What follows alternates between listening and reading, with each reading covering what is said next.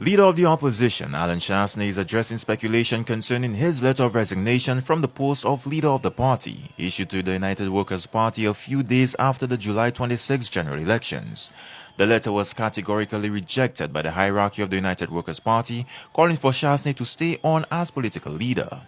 The former Prime Minister says the letter was his way of accepting responsibility for the loss of the July 26 general elections. So in the case of my political party, I lost the election. Right? I was the political leader, and I must accept full responsibility for the loss of the election. Whether I believe that I can share that with anybody else, that ultimately means I'm the head, I must accept that responsibility. And so I do believe that if in fact the party had lost confidence in me, I must give them the opportunity to make that change. Right? So immediately after the election when we met, I accepted full responsibility for the loss. I congratulated the then opposition. I called it Philip Pierre myself, something that was not given to me by the former government. But doesn't make it right or wrong. You do what you think is the right thing to do. I also want to say that my letter of resignation stays on the table until the next convention. So at the next convention,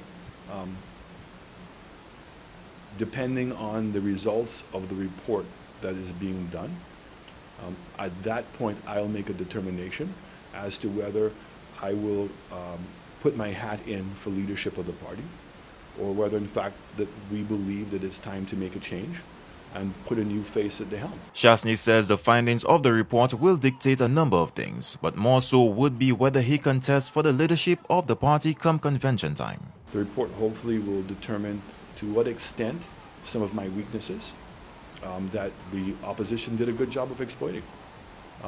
Whether those are long-staying and I'm actually more beneficial to the party behind the scenes, or whether I remain up front. But I don't want to delve into that until the report is completed. And I remain very supportive of the United Workers' Party.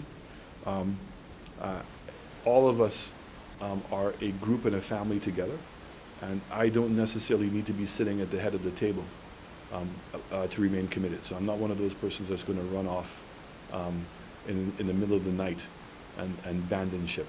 I'm here for the long run. I chose this party very deliberately. It's the party of Sir John.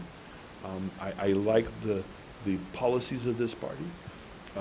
And while sometimes the way in which the conservativeness of the United Workers' Party supporters can be frustrating, at the end of the day, it's genuine.